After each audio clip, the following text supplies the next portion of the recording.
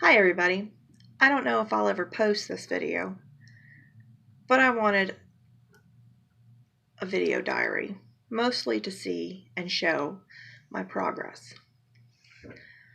Tomorrow morning, I'm going to go in for the gastric sleeve surgery.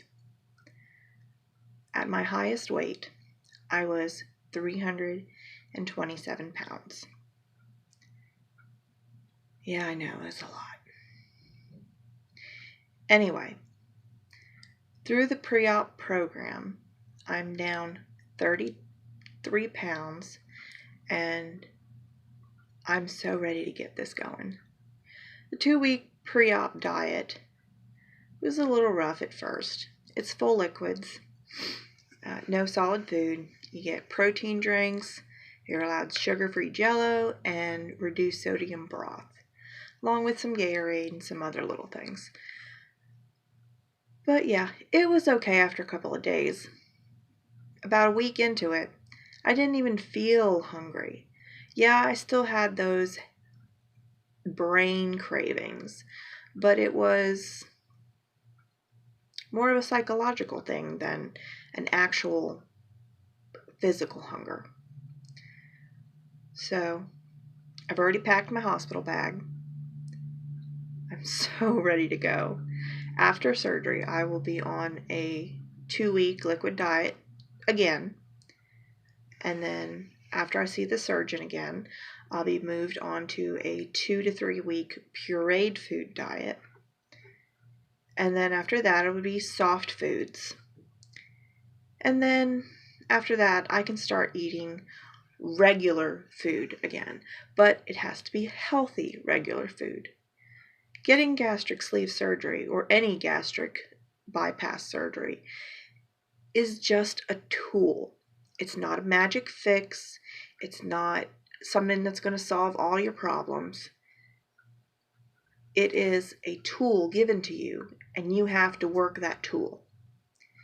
If you don't do the work, then you'll go right back to where you were. So you have to make sure that you get your protein in, and then your veggies, and then just a little bit of carbs. Always eat your protein first. And when that's done, then you can have your veggies.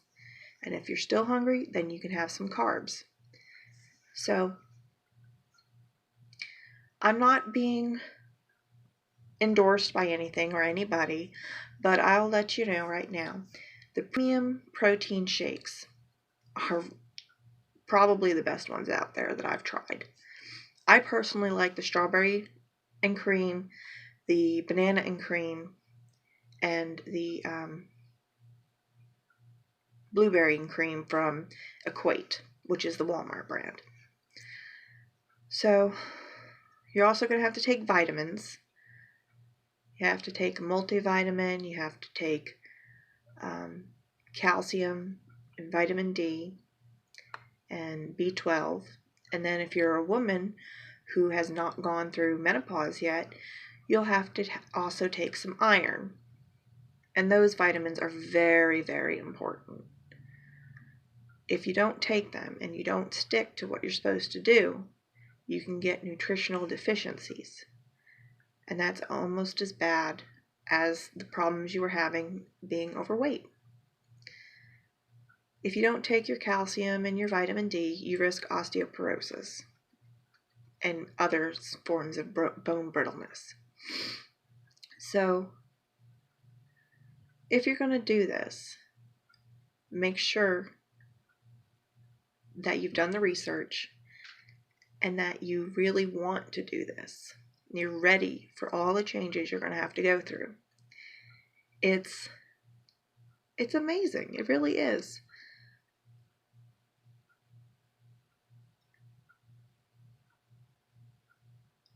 I started this process because my sister, who was perfectly healthy, went and had twins, and she had a perfectly healthy pregnancy with the twins.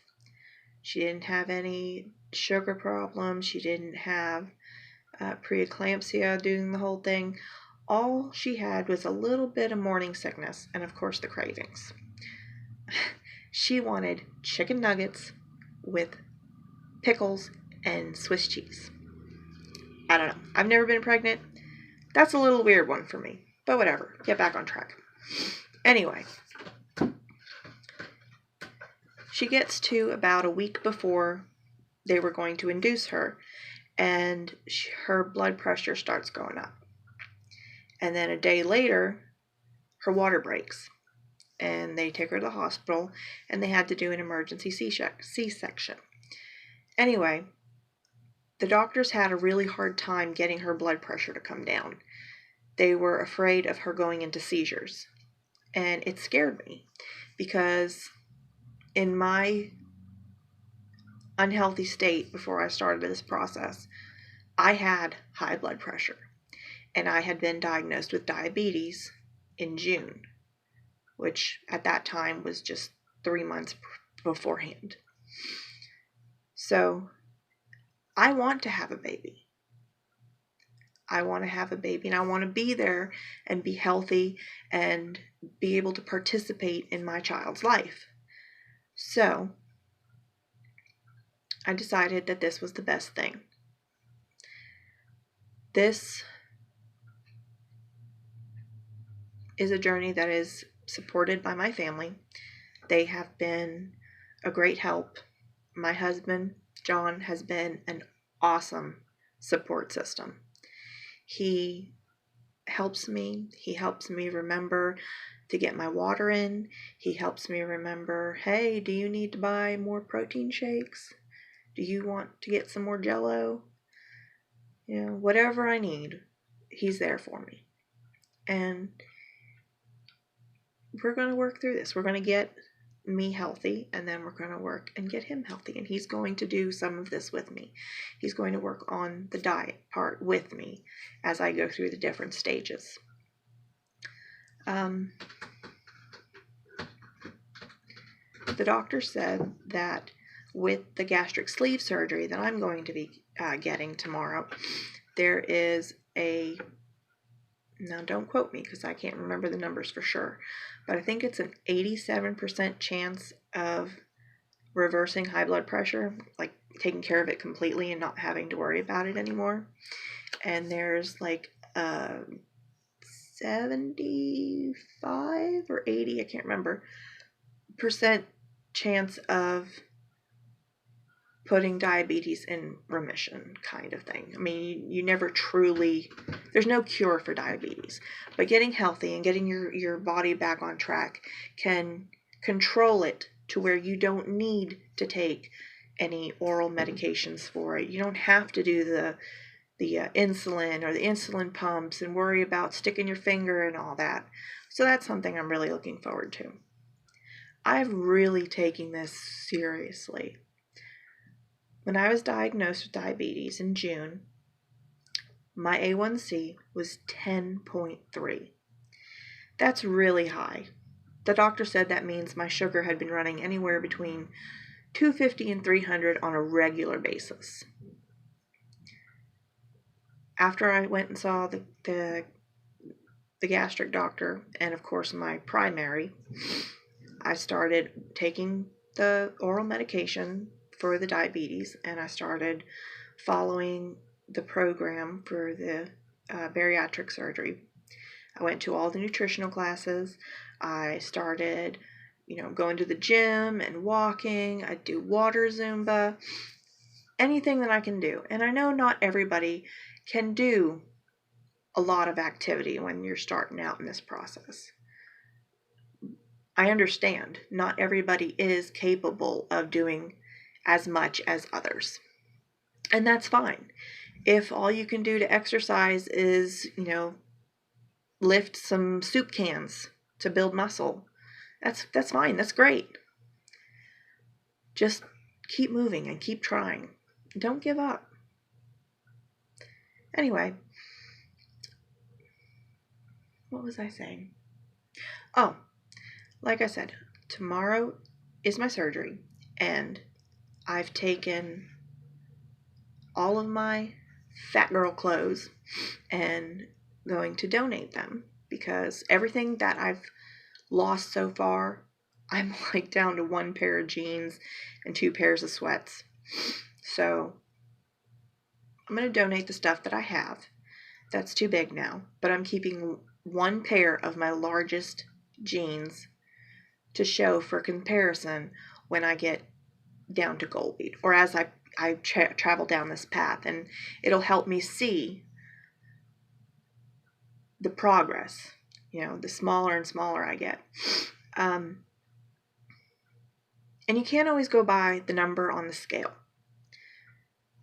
In the sleeve process, and with any exercise diet program, the scale might not move for a little while, but you're losing inches. And that's a real deal. That's really something. You can get really discouraged because your scale isn't moving, but your pants are too big now. Heck, my underwear were too big. They were falling off my butt. But anyway, okay. So, I think I'll keep you guys updated. We'll see how it goes. Maybe I'll post it. Maybe I won't. I don't know. We'll see how surgery goes tomorrow. And if I'm up to it and I'm not too loopy from the medications, from anesthesia and, the pain pump that they give you to get through the first day, then maybe I'll make another video. I hope this helps somebody. And if you have any, comments, questions, want to know more information about the different processes, just leave me a comment in the section below, and we'll see what I can do to help you out. All right. Thanks, guys. Bye.